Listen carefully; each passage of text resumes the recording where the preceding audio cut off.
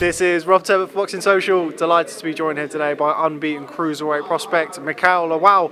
We're down at Stonebridge Boxing Club for James DeGale's open workout. How are you, Mikael? I'm alright, how are you? I'm very well, thank you very well. Always like it when people ask me how I am. Good start to the interview. We're down at your home gym. Tell me a little bit about training down at Stonebridge Boxing Club. It's a good gym, man. You can see it yourself, man. We just moved here kind of recently, so I think we're going to be here for like 2 years. But it's a good gym, man. Good people, good environment. It's like a family, so it's nice. Yeah. Now, you're somebody who I've heard kind of rumours about and whispers about, and I've seen you box a couple of times, but tell people about your story, really. I mean, you're in one of kind of the hottest divisions domestically. Cruiserweight division's bubbling along quite nicely, but you're with Sauerland, so you haven't quite had the exposure in the UK market as hopefully you would probably like. So tell us a little bit about yourself and your story. Well, basically, I used to be in hospital and I used to get in a lot of trouble. So this one time I basically just got referred to boxing just to like let out a bit of anger. And I just walked through Stonebridge Boxing Club, just walked through the doors and started boxing. And I guess it felt natural for me, you know, it felt like something that I could take up. I had a few fights to turn professional, so that's why I'm here now. Yeah, so it's nice. How old were you? I was like 19 when I walked through, so I haven't really been boxing that long, if you really think about it, so yeah, it's been quite short. You pick it up quickly? Was it one of those things that you kind of felt quite natural at the start, or did you have to kind of work it? Yeah, I picked it up quite quickly. I think it shows in my record. So you have to learn, you know. If you learn the hard way, I guess. So it's just one of them things, really. So it's definitely been a very hard road. It hasn't been easy, but I'm getting through it. You know, I'm winning my fights. You know, I'm just trying to like make a lot of noise in this division. So that's what I'm trying to do. What do you think you would have done if you weren't boxing? Well, that's that's one of those questions that I ask myself a lot. I couldn't really say, to be fair. I could be doing something else that would be quite positive. See you later. Yeah, but most likely would not. I'll be doing some bad stuff, you know, up to no good. And this boxing basically saved me. I mean, it's the same story, and you hear it, you know, a lot, but it actually saved me, you know. So it's been a nice journey, and I'm loving up to this point. So it's nice. Yeah, it's a story that's kind of we've heard a lot in boxing, but it's still a story that's quite poignant and still very kind of relative to the sport, really. What kind of stuff were you into when you were younger? You don't have to go into too much detail on certain things, but were you a sporty person? What sort of stuff did you get up to? I mean, to be fair, I was actually quite sporty. I used to run back in school. I stood 100-meter race, 200 meters, and I used to play for football team. You know, I was good at them things, but I guess the older I got, the more sidetracked I started getting. You know, everything I was doing was just more money motivated. So I wasn't really staying focused. And I wasn't really grounded. So I lost my way basically. So you know, it happens to the best of us. So and I've gotten out of it now. So I'm good. Do you remember kind of a first moment when, after you'd walked through the boxing gym, that you thought, okay, this is for me now, I'm going to leave all of that other stuff behind? Was there a specific moment in time? I mean, I speak to some fighters who was like, yeah, I got my head punched in sparring. Was there a specific moment for you? For me, it was like a bit more different. When I walked in, I was like, I'm definitely not going to take boxing seriously. It's just like, I remember that even my family members, certain people would just like, every time they would like relate to boxing, like, oh, look at Muhammad Ali, he's got, you know, Parkinson's or whatever, and this, that, blah, blah, blah. And I was just like, no. Yeah, so I didn't want to take it seriously at first, but I don't know what it was. When I started boxing, I started feeling the passion I had for it. I started, you know, I could tell that I was quite good. I was like, I just can't let that talent go to waste. Like, you know, let me give it a go. You know, yeah. So that's how it is. How did you get hooked up with Sauerland Promotions? So you're Nigerian. You're of Nigerian descent, right? I'm obviously based over here. Got German promoters. How did that happen? You know, they sponsor SBC. So I guess that was the bridge that led me to them, and plus obviously they've kept an eye on me literally from the beginning of my amateur career. So they've been there. They've been they basically sponsor help the gym out everything. So I guess I got in good with them. Plus I would spar some of their fighters, and and I guess I impressed them. So yeah, it's an honour to be fighting for them. Kind of the nature of their promotional company, they're obviously big in Germany, but they've shows in Scandinavia. I know you've travelled around and sparred in places. Could you have ever imagined that when you first kind of walked through Stonebridge Boxing Club, that you'd be travelling to these places? I know you've sparred Usyk out in Ukraine. I mean, could you have ever imagined that? No, not even in my wildest dreams. Like it's even I'm still shocked till today. Like sometimes when I tell certain people my story up to this point, they're like, "Wow, that's amazing." Well, I'm like, yeah, that's actually quite good. I'm doing quite well for myself, so I'm happy that this is a great opportunity for me. So it's great. It's nice. I've just mentioned obviously the fact that you've been out to spar with Alexander Usyk. What was that like, first and foremost? That was I think till this day I think that was the hardest sparring I've ever like it wasn't there's some fighters you spar them and it's like, oh, they've got power or whatnot, and it's like, oh, it's painful to be in there with them, but you can still like fight back and I guess maybe try get your own back if that makes sense. But with him it was more like just like his boxing IQ was just so high. Like it was just like, wow, like it was just an honour basically sharing the ring with him and just understanding, just taking trying to take a few tips from him, and just it was nice. It was great. I can't even say anything else about the situation.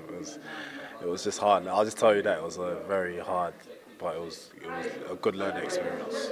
He's an interesting character, isn't he, Alexander Usyk? What was it like to kind of be around him as a person? He's a very nice person, actually. When I first walked into the gym, he was a bit more, was just doing his thing. Just, I guess, didn't really take notice of me or nothing. But sorry, but after we sparred, it was, I guess, he did. I guess I shocked him a little bit as well. He was like, he even came up to my coach and said, how many fights has he had or whatever. And my coach, he was told, like, as an amateur, and I took only 7 amateur fights, and he was shocked himself. And he was like, I got good feedback from him as well. So I was really happy that I could. He said something like that, it meant a lot to me. So, but he's a nice person. He's the way he just plays around. Like sometimes. Like the way he is, it's like he's not even training. I'm just like, what are you doing? Like, he'd be out there just juggling balls, just I don't know, wrestling, like play wrestling with some of his mates, or doing. He makes it fun. Like for him, you can tell he enjoys it. He enjoys the sport. Like he's been doing it for so long. So yeah, that's how I plan to be basically. What was the biggest thing that you took away from that? Was it that? Was it the kind of the fact that he really loved what he was doing, or was it just kind of the high quality natures of the spars? I took a lot from it, man. I took a lot from it. It was one with him. It was just there's certain things that I can't really get into too so much, but just his style, just the way he was, the way he kept relaxed. He was very relaxed and still did what he had to do in the ring. And plus, I guess the certain aspects of what he used to do outside of the ring, the way he'd behave, his mannerisms, things like that. And he was just a nice guy, a nice bloke, man. You won't think, even, I don't know, it's just so humble. Like, he's a very humble guy, like, so it was nice. Moving back to this country, Yeah. what do you make of the current scene? As sort of alluded to earlier on in the interview, cruiserweight division's really thriving, particularly in this country. You've got Lawrence Okoli fighting Waddy Camacho, Isaac Chamberlain, who's another person I know that you know fairly well. What do you make of the current crop of British cruiserweights? Yeah, man, it's getting a lot of love, and it's good for me. It's good for British boxing. So I'm basically trying to get in the mix as well. It's like a couple of people. I think I'm trying to get. I'm not sure. In my rear view, I'm trying to look at Luke Watkins or what's his name, Riak Paul, and people like that. But I'm just trying to get some warm up fights before that, because I haven't, as I haven't been fighting for quite a while. So yeah, hopefully in May I should get a nice little step up fight, you know, with either person.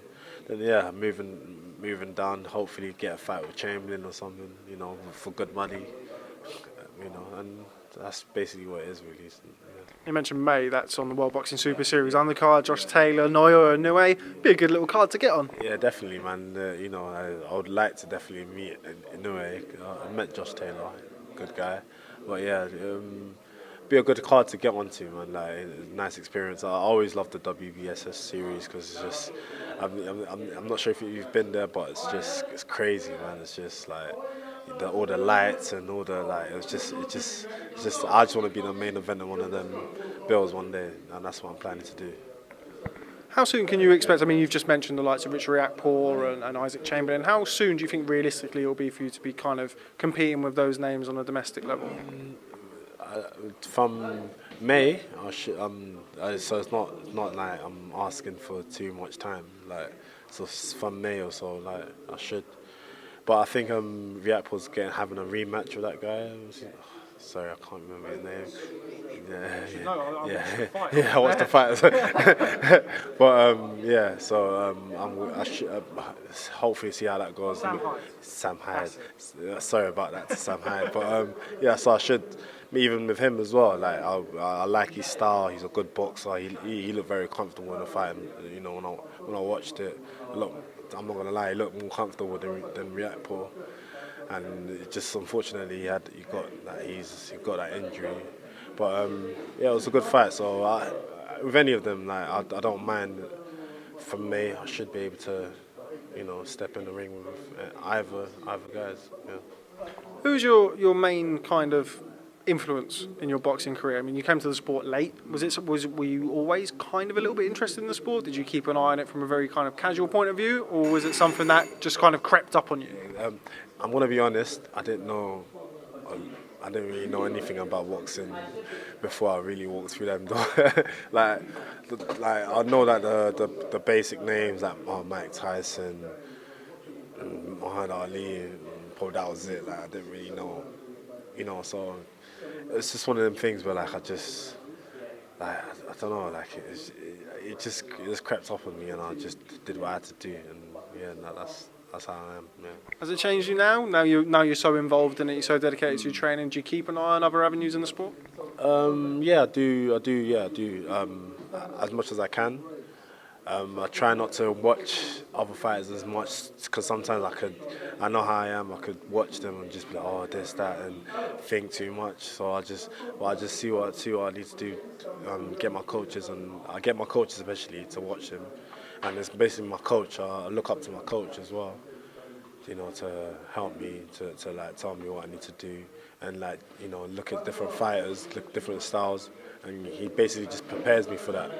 So maybe one day when I do meet them, sorry, when I do meet them, I'll be able to like it won't be such a shock for me. So it'll be I should be able to handle them with ease, or you know, easy, yeah, a bit more easier.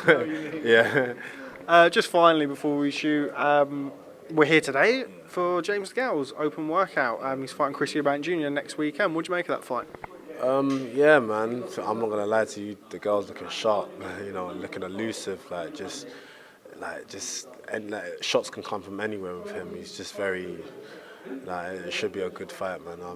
Good luck to both men. It's one of them ones where like, I think Eubank brings something else to the table, and the girl brings something else to the table. So it's just I don't know how it's gonna really meet and how they're gonna clash, but it should be a good fight. It's gonna be a really good fight. If you had your last pound, who would you put your last pound on?